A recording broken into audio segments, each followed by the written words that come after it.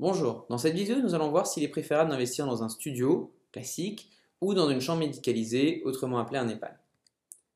Pour ce faire, nous allons partir d'un tableau comparatif en étudiant différents critères. Premier critère, la rentabilité. Match nul. Dans un EHPAD, en règle générale, les investisseurs vont pouvoir obtenir une rentabilité située entre 4,4 et 5% net investisseur. Sur un studio, en fonction si vous êtes en région parisienne, en province, dans une grande ville, bien placée, mal placée, la rentabilité locative va se situer entre 4 et 8%. Donc, on considère qu'il y a globalement un match nul puisqu'on trouvera des rentabilités relativement équivalentes avec un niveau de risque équivalent. La gestion. Largement à l'avantage d'un investissement en EHPAD.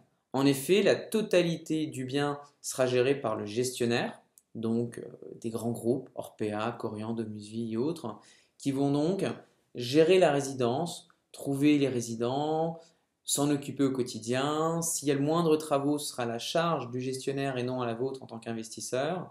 Donc là, clairement, la gestion beaucoup plus simple dans un EHPAD. Sur un studio, en dehors du fait qu'il convient de la déléguer à une agence immobilière, mais ce qui implique des frais, le reste du temps, on peut vite se retrouver avec différents moments relativement ennuyeux dans la gestion d'un studio.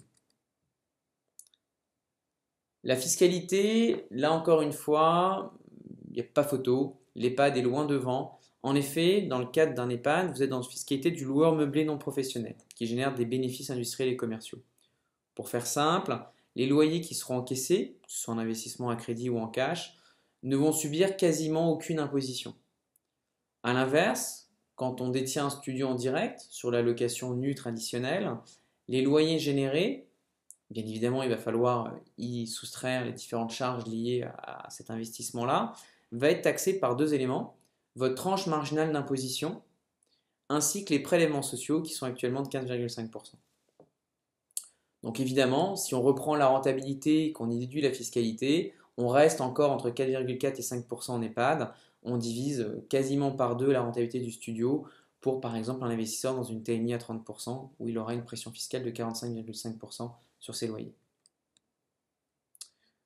Au niveau de la trésorerie courante, dans le cadre d'un EHPAD, étant donné que la gestion est complètement déléguée et que la totalité des travaux sont pris en charge par le gestionnaire, vous n'aurez aucune trésorerie à sortir.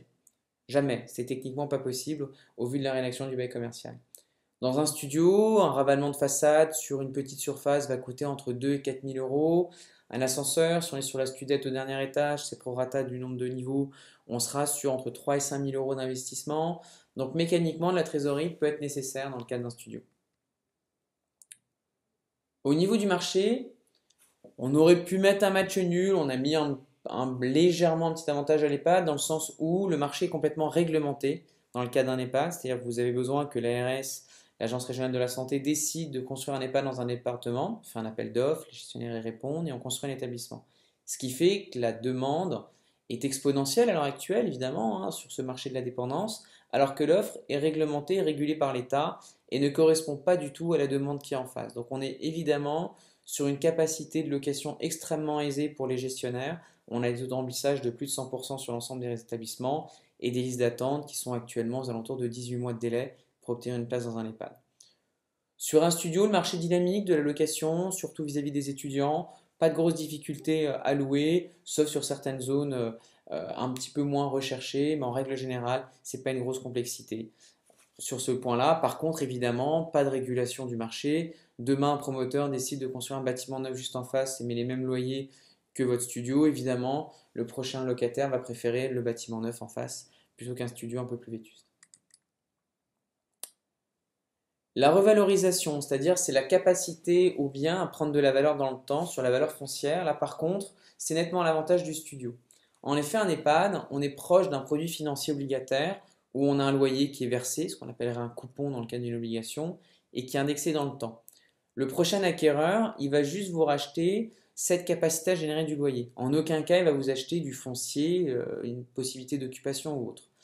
Donc, si le loyer augmente de 2% par an, ce qui est souvent le cas parce qu'ils sont souvent indexés sur ce type de ratio, la valeur du bien va progresser à ce rythme-là. Guère plus. En studio, on l'a vu, bon certes, on sort d'années très positives, des augmentations de plus de 165% sur une dizaine d'années. Donc là, il a été évident qu'acheter un EHPAD en 2000 ou un studio en 2000, il était préférable d'investir dans un studio sur la valeur de celui-ci. Actuellement, le marché n'est plus le même. L'immobilier résidentiel a un peu plus de mal. On voit un net ralentissement, voire un tassement des prix. Sur les 10 prochaines années, ce sera peut-être moins vrai. Et enfin, il y a la garantie qui est liée à vos loyers. Sur un studio, autour de vous, vous l'avez certainement rencontré, des loyers impayés, de la vacance locative, l'étudiant part en juin, on trouve personne en juillet-août, on reprend un loyer qu'à partir du mois de septembre, un locataire indélicat et autres. Les loyers sont guère garantis, on peut évidemment se couvrir, hein, prendre des assurances, sur du loyer impayé, elle fonctionne bien, sur la vacance locative, c'est plus compliqué. Par contre, à l'inverse, dans un EHPAD, vous avez une société de taille très significative. Orpea fait 1,5 milliard d'euros de chiffre d'affaires et coté en bourse. Et c'est cette société-là, la holding, qui va vous signer votre bail commercial et vous le garantir. En aucun cas, c'est l'occupant de la chambre ou même pas la résidence dans laquelle est située la chambre qui va vous garantir votre loyer, mais c'est bien sur les beaux biens rédigés, le gestionnaire au global, la holding nationale qui va vous garantir votre loyer. Donc là, évidemment, c'est absolument incomparable en termes de risque. Au final, évidemment, le tableau est quasiment constitué que de plus sur la partie gauche EHPAD et on retrouve pas mal de moins dans la partie droite studio. C'est une photo à l'instant T. Il y a une dizaine d'années, notre discours aurait été différent. Là, c'est le discours actuel et pour les prochaines années. Donc, on vous invite vivement à plutôt investir dans le cadre d'un EHPAD plutôt que d'un studio. Pour ce faire, rien de plus simple. Il suffit de nous contacter, soit par téléphone, soit par mail. Je vous remercie.